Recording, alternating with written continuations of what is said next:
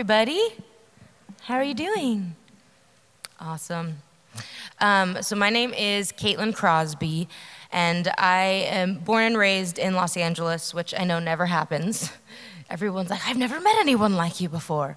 I'm actually from here.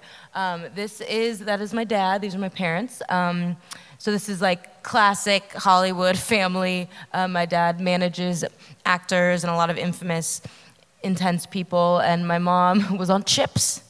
A lot of my mom's friends are really jealous because she got to kiss Eric Estrada. And so my rebellion was different than other people's rebellion. You know, most teenagers rebel by going to parties and doing drugs, but my rebellion was I wanted to go to church. And I wanted to go to youth group. So I literally would lie to them and say that I was going to parties, but I was really going to youth group. And because of that, I was also very bored with all of the Hollywood stories and everything that I saw with like, oh, people move here and then they're trying to become rich and famous and then they either do or they don't, and that was pretty much it. So I was so bored. So what really interested me was people that were experiencing homelessness on the streets. So I literally would go up to every single homeless person I saw and I was like, what's your story? Let's be BFFs. Let me take you to church. What's your name? How did you get here? I love you. And that's what I just did really my whole life. So first, I'm going to start off and give you guys some statistics about homelessness in LA. Currently, on any given day in Los Angeles County, there are 58,423 people experiencing homelessness. Over the course of 1 year, at least 190,207 people experience homelessness. There has been an increase of 16% in the homeless population from 2011 to 2013. On any given night, only 1 in 4 people experiencing homelessness sleeps in a shelter. Why? These are some reasons. Recent legislation to reduce overcrowding in state prisons resulted in nearly 16,000 prisoners being released into the county. Due to the economic downturn, the quantity of homeless shelters has decreased by more than 23% since 2011. LA is one of the 10 most expensive cities in America and lacks affordable housing, in migration to the region for reasons including weather, beaches, and many food distribution programs. Also, here are some misconceptions about homelessness. 1 in 3 homeless people suffer from a mental or physical disability. As children, 1 in 4 lived in foster care or group homes, were physically or sexually abused. 1 in 3 have a bachelor's degree or higher. 3 in 4, up to 77%, do not receive the public benefits to which they are entitled. 1 in 5 homeless adults are currently employed. So there's a lot going on in this department. So I'll tell you a little bit about what we're trying to do at the Giving Keys, and also encourage you guys to help tackle this issue. So for me personally, I was on tour because I grew up acting and singing just like everyone else does here. And so I was on tour and I started making these necklaces, and I would pay a locksmith to engrave them with different inspiring words like faith, hope, love, dream, fearless, strength, etc. And as you can tell, I was a professional jewelry maker with my cuticle clippers and my tweezers. That was an airplane tray thing, and that's where I would make them. And then every night, you know, you have your merchandise table, so I have CDs and t-shirts and this and that, and I would sell these, but these key necklaces would sell out more than my CDs every night. So I was like, thanks for coming to my show. Buying all these freaking key necklaces. And so I knew that there was something there. I knew people were resonating with all the words, so came up with this whole pay it forward concept, which is once you get one, you're supposed to embrace your word, own the word on there, but then you're supposed to pass it on to somebody that you feel needs the message on the key more than you, and then tell them they have to pass it on to somebody else who needs it more than them. So it's a whole pay it forward movement, and then you go back to the website, write the story of why you gave it away. So it's like courage, strength, this, that, you know, spreading all over the world. So all these stories started pouring in, like so-and-so is about to commit suicide, so I gave them my key. Or I met somebody on the street and they were, you know, they were hungry and I gave them my key, or whatever it was. Or so-and-so is going through a divorce or has cancer, I gave them my key. And all these stories were making me bawl my eyes out. It was so crazy. And my whole life I always prayed, God, give me your heart for people. Give me your heart for people. I want to feel what you feel for people. So I always want to encourage everybody to always pray that prayer, because I really believe that he answered that prayer within this. So, but I knew that there was a missing link. I could have just settled there. It could have been like, oh, that's good enough. I have a website and the keys passed around. That's nice, great. But I could have settled, but it was like, no, I have this pit in my stomach. There's more, there's more, there's more. So I waited for a missing link for like a year.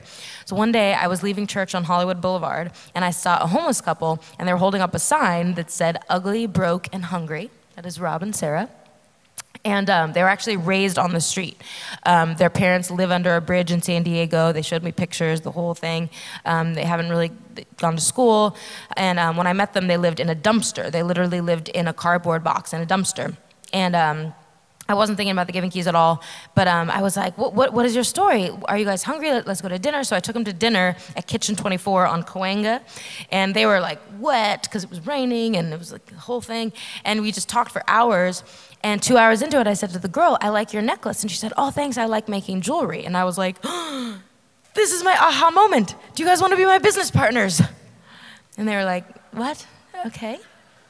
So then, the next day, went to Pep Boys, bought some hammers, went to the locksmith, bought the engraving equipment, and little by little, we started meeting up in alleyways, and it looked kind of shady because we're going to show you a little video of back in the day. I'm here with Mr. Rob, and he's been making all these keys, and he's hilarious because I was just picking up an order with a bunch of new words and chains and this and that, and they were always getting tangled when I picked them up before. So today he informed me. What was your idea? I tore apart a plastic bag, grocery bag, to make little baggies for them, like drug dealers do. So basically, every time we let's see this. This is amazing. So basically, every time we meet up, it definitely looks like we're doing drug deals because I'm picking things up in little bags that look kind of weird and shady, and I'm handing him cash, so little do they know, TogetherLA.com.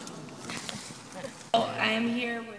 So, yeah, so that happens. That was a whole season, and the picture before when there was like a white, like it looked like a white piece of paper with the keys hanging, that was actually a macaroni and cheese microwavable package, and I was going to a wrap party of this TV show, and I was bringing them for the cast and crew, but so they said that they would get tangled, so at the back of the microwavable macaroni and cheese, they cut little slits at the top, and they hung the chains. I was like, that was very creative. They smelled, the necklaces smelled like macaroni and cheese when I brought them to the party. I was like, oh, long story. Anyway, so then, little by little, they started saving up enough money to stay in a motel. I just kind of hustled and tried to get them in all these different stores. Then they saved up enough to get their own apartment, and then their GED and all this stuff. And now we're in over almost like 2,000 stores, and we're in all the Nordstroms and Fred Segal Kids and blah, blah, blah. So then we partnered up with all these different transitional homes in LA. So Lyft, Chrysalis, Path, Downtown Women's Center, United Way. So I'd encourage you guys to write these down because they're amazing. I literally went to every single one and have met with so many different ones. And these are the, I mean, and I'm sure there's so many more amazing ones, but these are the ones that we've been working with. And yeah, so and then the next slide is a picture of Path. And then the next one, actually, keep going back, go back again. So, and then the second picture there is at Chrysalis. So basically, we employ people for 6 months on our on Chrysalis's payroll, and then we decide if we want to hire them onto our payroll after that.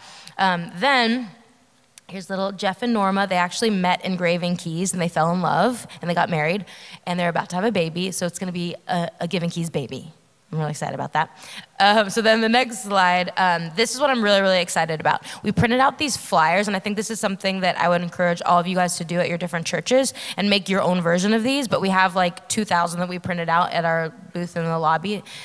So basically, this is what I want you guys to give to homeless people that you see on the street, because I think so many people struggle with, you know, should I give them food, or I don't want to give money, or I don't know what to do, how can I really help? But this is something that they could tangibly take and get information.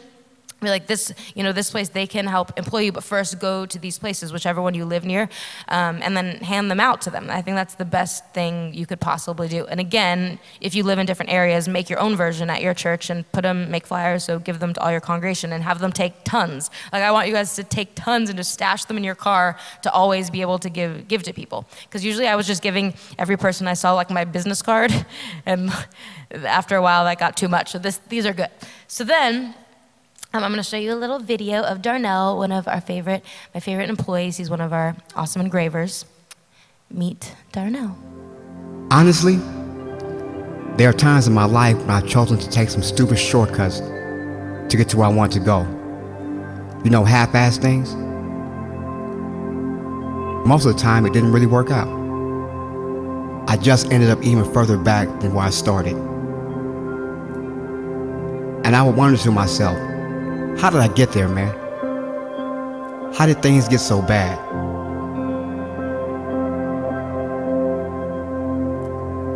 I couldn't blame anyone for the choices I had made. It was all on me. I had to start playing my cards right. Thankfully, I ended up getting a job at the Giving Keys, working as an engraver, a job that requires me to be totally committed.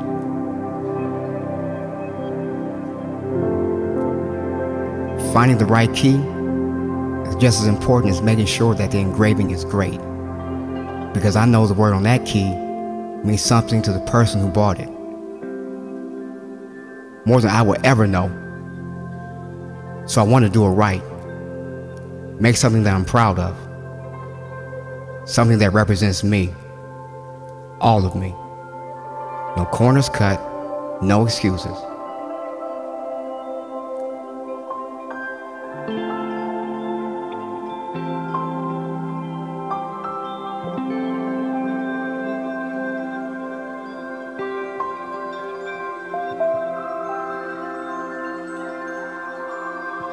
My name is Darnell Sullivan, and I love what I do.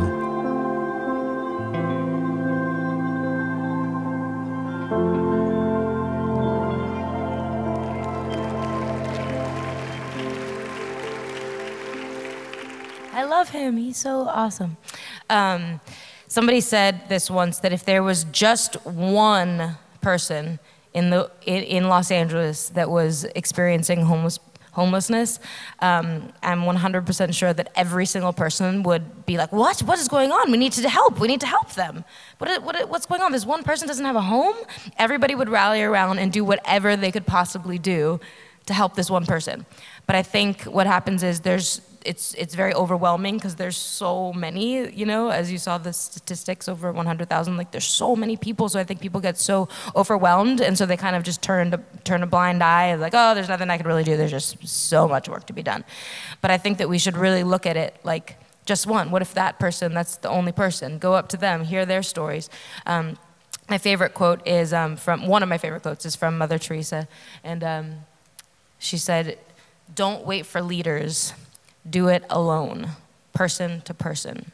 Don't wait for leaders. Do it alone, person to person." That's one of my favorites because I think it's so amazing, of course, to start your own organization or whatever. That's super needed and amazing. But I always want to encourage people to not lose sight of the one and really connecting one-on-one with somebody who's going through something. Not just because you're trying to start the new next like cool nonprofit or whatever, but just because you actually care about that person. So, you know, if you see somebody, open your eyes to all the needs that you see around you. If you see somebody that you think is hungry, get them a sandwich. If you see somebody you think they're cold, get them a blanket. Ask them what they need. Go to Rite Aid, pick them up some toothbrushes. Never, ever, ever, you know, lose sight of the one and how much that one person is going through. And maybe you hold the key, no pun intended, to someone else's breakthrough. Thank you guys so much. We hope you enjoyed this message.